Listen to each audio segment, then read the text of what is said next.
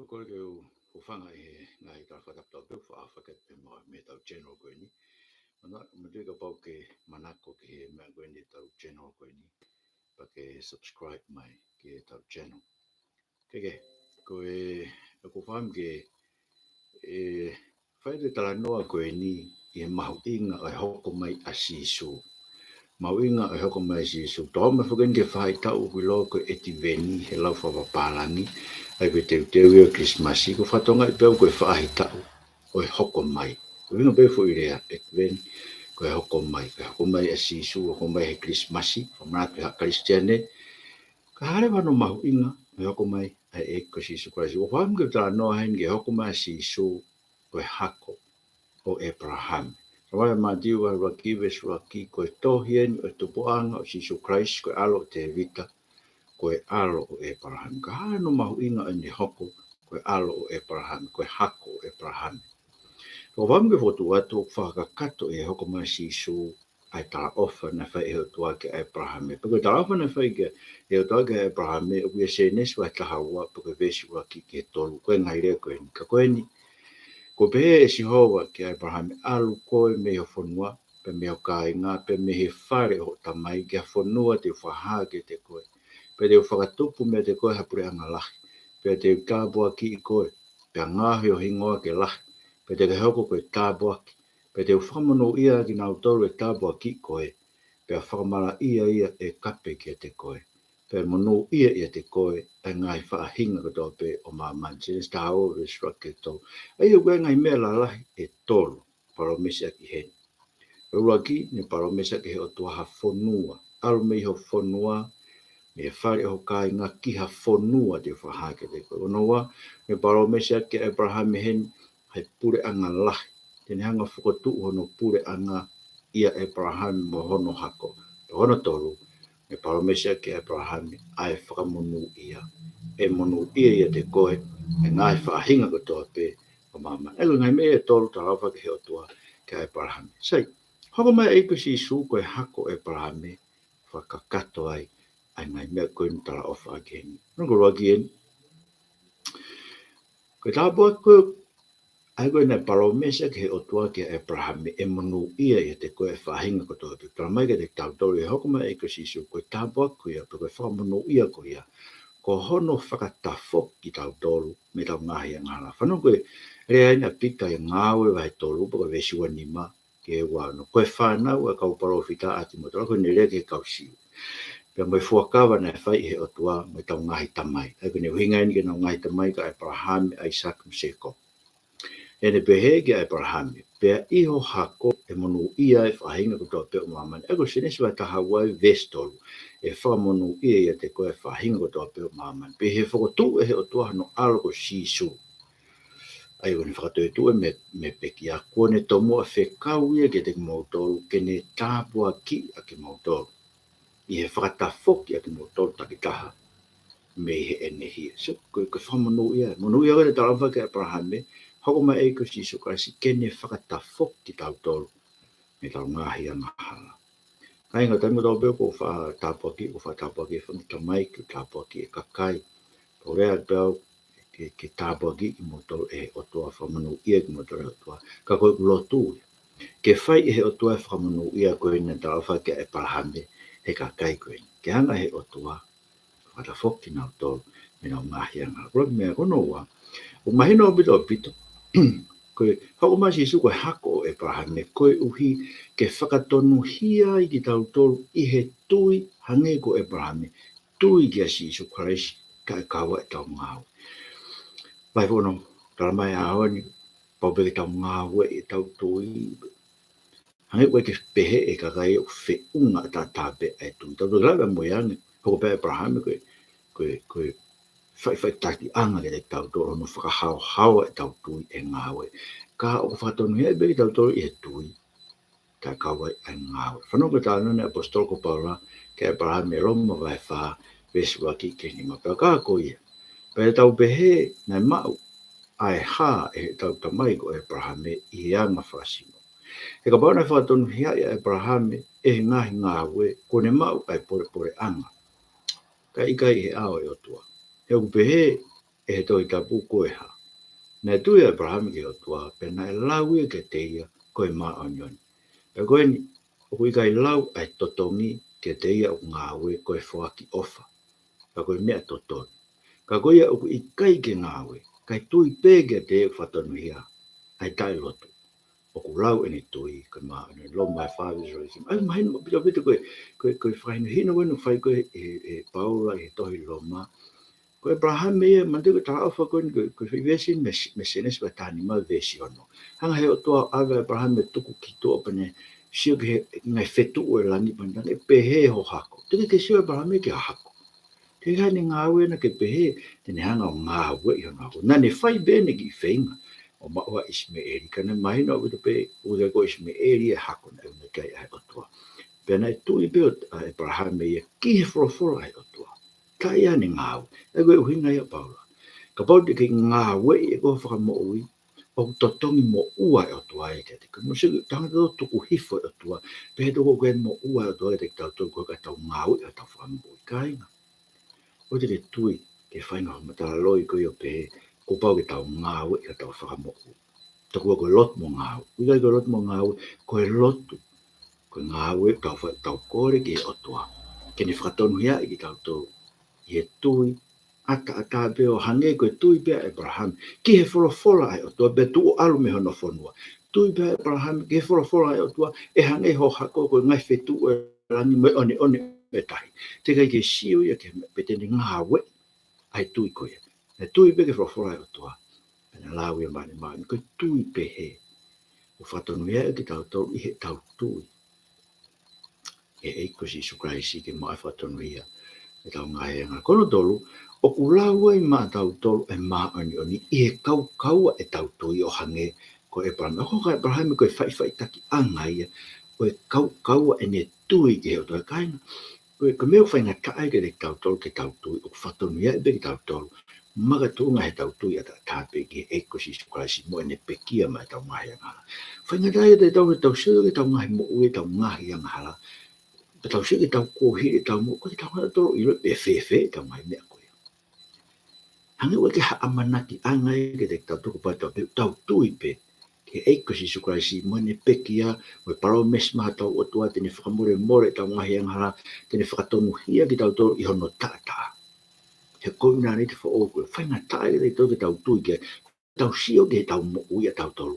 Hangi ua i kai ke haa manaki angai tau sio ke tau mo ui. O ka pati tau tui at la tāpe, ke eiko Sisu Kraisi, pena e pehe to pe Epalahame. Kana e kaua Epalahame ene tu. Ni rei ente whakaukau e ke toi whaha whainga. Whanau koe lau ene koe e toi tapu. Koe hui o tupu i he lau ai hou. E kai halau ui kai whoki hawhai hala. Koe o ku mei he tui ia ai maonioni. Koe hui ke tuunga i alo o wha ata be. Koe hui ke tō maua e tala o wha ki Hako ko tō beo, i kai ke te ngau tolu pe o koe lao, ka ke te ngau tolu whoko o koe tui a Epalahame. Aia, koe tamai e tau tolu ko tō pe. Pena ane amanaki ka ko i kai hano tu unga o ane amanaki. Pena tui, kene hoko koe tamai e ngai ka kai lahi. O whakatau moia na e rea aki, e pe ho Hako. Pe i kai vai e tui. Na i kai tene tokanga kano sino o nā ko mate. He ko te au nai e tau o ene motua.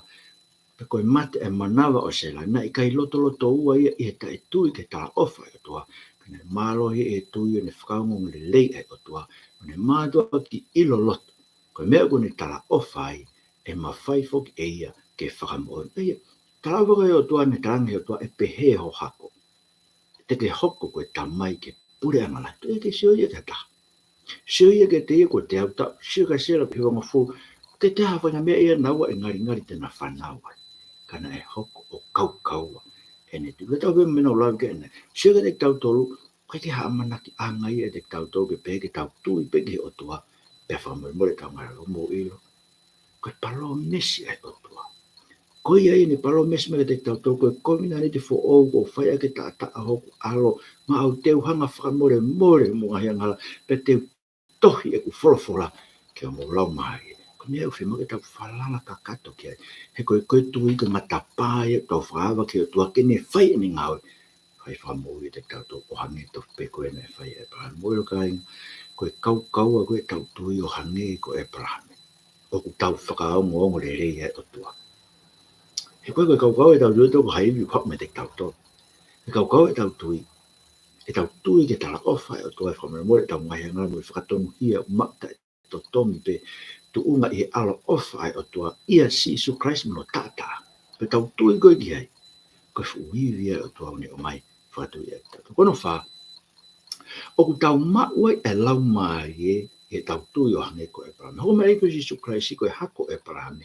Ko e ke mahino ke te tatu te tau mau e lau mai ma onioni. Ko e me e tau tui o hange pe ko Epalahame. Whanu ko Talanoa Palu e karetia wahe tolu. Ko ia ko ne whaki ke te motol e lau mai o ne whai e ngahi mea mana ke te motol. Ko ne whai e ngahi ngāwe o e lau pe i he whanongo i he tui. E ko ne minga Paula ke nau ilu. O koe te hanga he, koe ke ome lau mai ia i he whai ke lau. O ku ome lau mai i he tau tui. Pe hanga he lau mai e ko iau ai ke mate tau ngahi ang hala. Pe hanga he lau mai ko e whakafua e te tau tau ai fua o e lau mai e mai. Ko mau be tau tui, ko ke mau he tau ngāwe.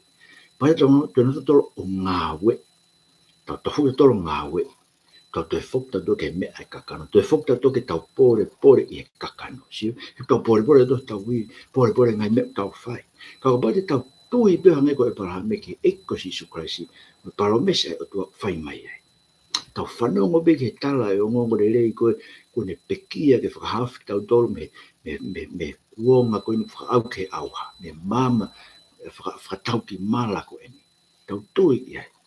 Tau whanongo pe tau tui. Hange ko tui Epalahame. E lau e koe ne mao ni. Koe e ke mo ilo. Koe hoko tuna Paula. Ko ki nau tolo o i he tui. Koe whanau a ki nau tolo Epalahame. Pe he tomoa ilo e toi tapu e whakatonu hia e o tua e sentaire i he tui. Nā ne malanga e ngongole rei i mua ke Epalahame o ne pehe e monu i e te koe e ngai pure anga ko toa pe. Koe ko ki nau tolo o i he tui. O tāpu e kina ki nau tolo whakatahamu Epalahame anga tonu. Kai, sike mahu inga. Tau tui ke e ko Sisu Christ. Ngai pe koe tui a Epalahame pe lau mane maa o niwa. Tau tui mo ki tau toke gospel. Pe lau e koe tau maa o niwa. Pe whai hau tau whakatonu hia. Pe o tāpu e kina whakatahai ki tau tolu. O Epalahame. Anga tone tau mauai e lau mai. Kai ngā tai kau. Tau mai tau mauai e tāpua ke Epalahame i e Sisu Christ. Ai, ko Hokomai Sisu Christ ko e Hako i o Epalahame ke whakakakato e tāpua ke ai tala ofa e tua ke Epalahame ko ke tau mau ai tāpua ka e o tua. Tāpua ka ne palomesa ke Epalahame i e Sisu Christ. Whanau ko kai te vai tolu e sta tolu ke tā whanai huhu i a ki tau tolu e kalaisi. Me he mala ia o e lau. Koe ni hoko koe mala ia. Ko hiko ki tau tolu. He ko tohi o mala ia ko tau pē. O tau ai o tau e akau. Koe hui ke hoko e tāpua ke Epalahame ke kakai sentai le fok i a Sisu Christ. Pe te mau ki tau tolu e tala ofa ke lau maari e tu. Eia, ne tala ofa e o tua ke Epalahame e whamamu ia i a te koe. E ngai whahinga ko tau pē. Ko hei na tau mala ia ko tau pē koe me he anga hala koe a tama i ngō e tapu. Ko tau mala ia anga pena whamala ia e kere pe talante mo kai e maa ka kawa au mata. Ka te mo mate pe e koe efu na e to'o ki mō me ai e te ke foki pe ki e efu koe. Si ko tau mala ia. E hau mai e koe si kwa si o tau ia e akau. Ke ne ave e tau mala ia. Ko hika e omi ke te ki tau tau ai monu ia koe e tara ofa ke e para pe tamare o te ki tau tau.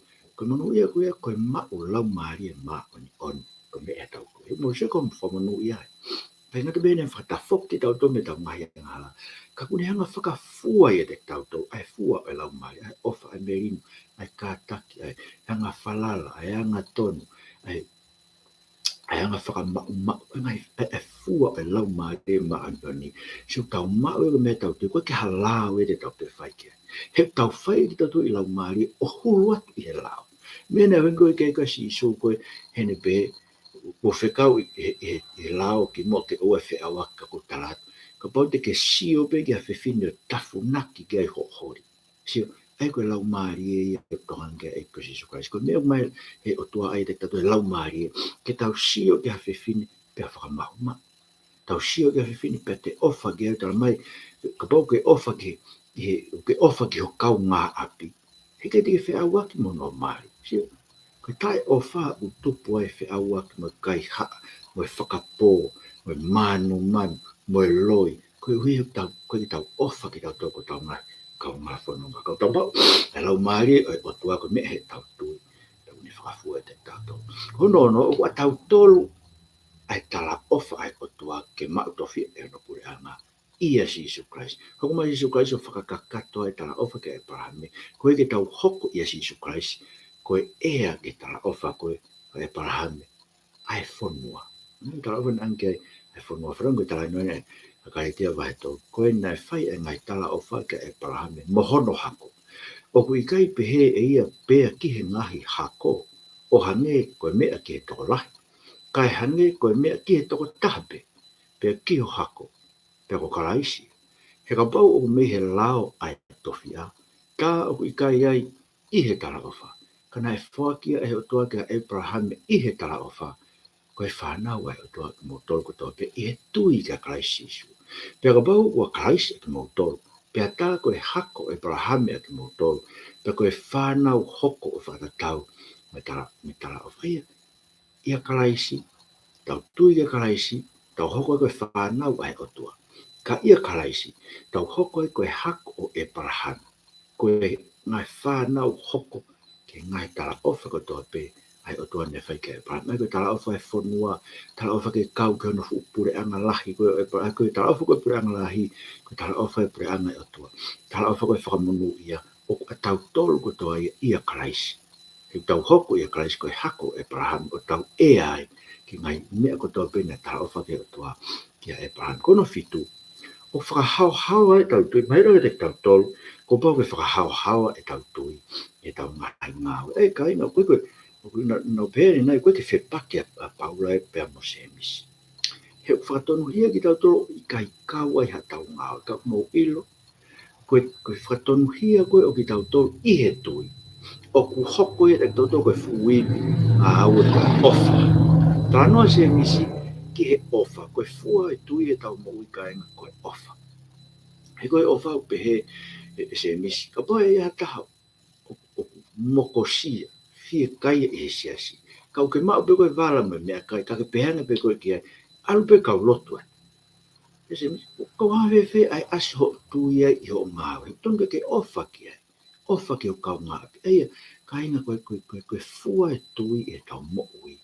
Koe ofa, ka poe koe tui me mai lau maari o tua ki te tato mandui, ka mai paula ro koe ntoa vai tato koe halai o fungani o se ni whakalau koe ngai mea ofa whakalau maari e ngai mawhai whakalau maari e vai tahaua pa pere vai paula e vai tato kau whahata hala o fungani ka pau te uwhai katoa ngai mea katoa koe kau kai a te au e ofa koe simpare tatami pe koe mea noa pea te urea ake rea kehe te utuku e kuma ui ke mate koe ke lava pore te urea ngai parofisai ka pau kai te au e ofa sio koe ngā ue koe ne whakahau e tautui.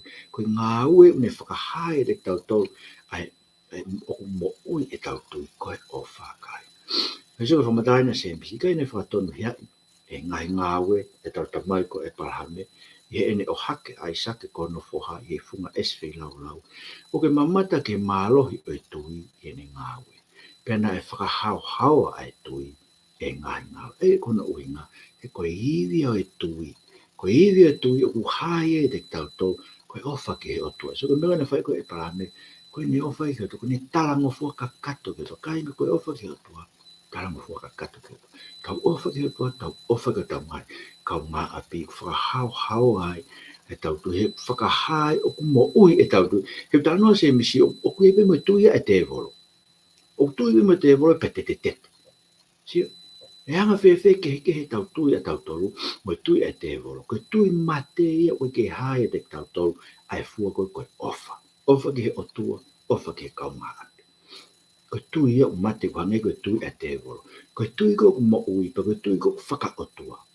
O ku hae e tau mo ui, e tau ofa ke o tua, e tau talango fua ke o tua, ma tau ofa ke tau ngā kau ngā api. Kono walu, o puke ki tau tolu, ai Hako Epalahame e tui. Toko ni ki tau tolu ai e tau vai. Ko hiki Hokomai Christ koe Hako Epalahame.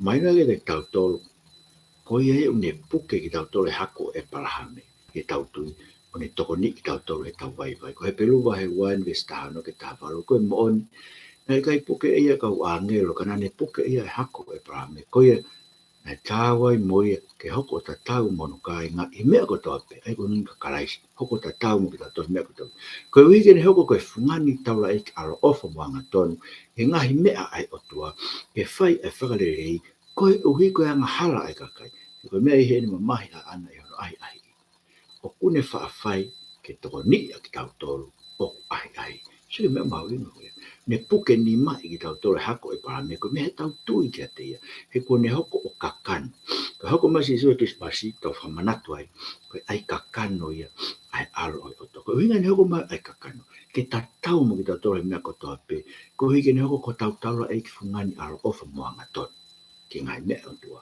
ke ne whai whakarerei mo o tua ko hiko tau ngahi ang hala pe kai ngatai ke ne toko ni a ki tau tolu o ai ai kai Mira, kore ma bege o toa toko ima te tato te tau mea ngā epe o toa te mlai tau mai pere toke o toa o ngai mea tau whi ma. O si pepe tau whok pere toke whai anga hala, mo manu, mo rea loi, mo kā, mo whakawhasi. Tau whok pere toke tau koe ke tau whi ma tole o toa. Tau whi ma tole ngai mea ofa o toa, koe tau whi ma tole o toa. Ko mea o Talanoa ke ai pelu. Mai doi tau hau ke te ia.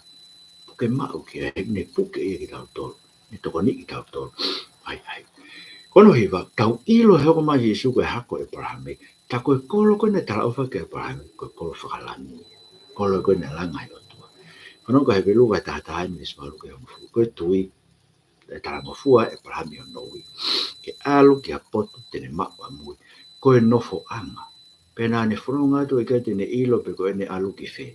Koe tuina ne au no foi ke fonua e tala fa o hangea fonua ta e kawia ki na no foi ngai fare fe ta ki fa ta mo ai saki mo se kope na kau fa ta e tala of pe koia hena e amanaki e ki a kolo ko ai hono ngai tu nga ai na langa mo nga e oto ai na no fo pe para me fonua na ke ni ma fo ka ko ngai ko nga pena ne fa ka tau ko ana I ma ki pila ke tanu ai pe tanu a se lai and that was se kope mundu ai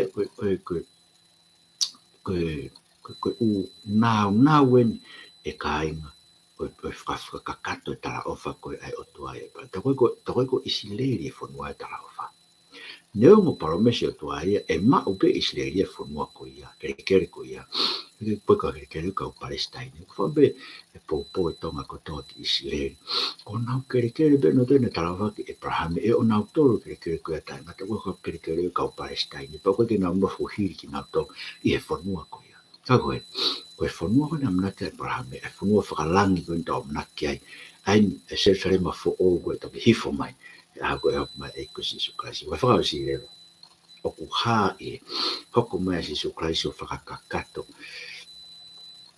ai kala ofa ke Epalahame, tā ko Sisu Kraisi tu ngā taura e whameriksi e tek tai ngata. Manatu ke tau tu ngā taura e ki, o lakang whataura e ki whakamotua, ko lakang whataura e whakari vai pe ia.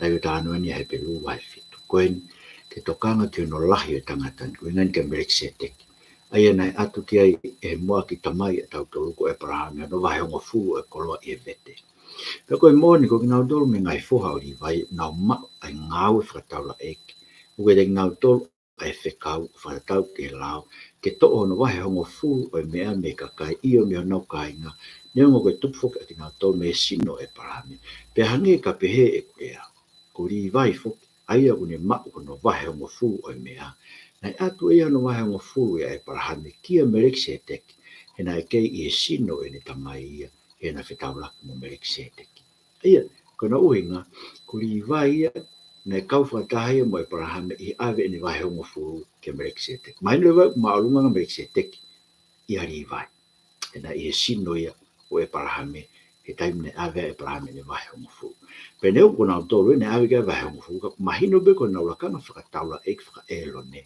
o ke anu ngata anga ko taula ek fa Brexit ki ko ye ko ke anu ka mata anga ko ke anu ngata anga ai ko habe a Brexit ki ko ye se ne fa ta fa pe to ki to habe sa me te o mo fu e tala ko fai ke e ke te vita ai ko misa ia ko whanofo koe ko taura eiki meik se te ia ko mea ko hui ko hoka si isu ko hako e Epalahame mai no le vai ke te tautou o ngata e taura eiki whaka e loni o li vai kai hoko atu ia e si isu ko hako e Epalahame e taura eiki whaka meik se te ko taura eiki ta ngata e koe me whai ata o huwhikina eiki tokon mai mo te mautou ke mautu i te eiko si isu Kraisi ko ia koe hako ia e Epalahame.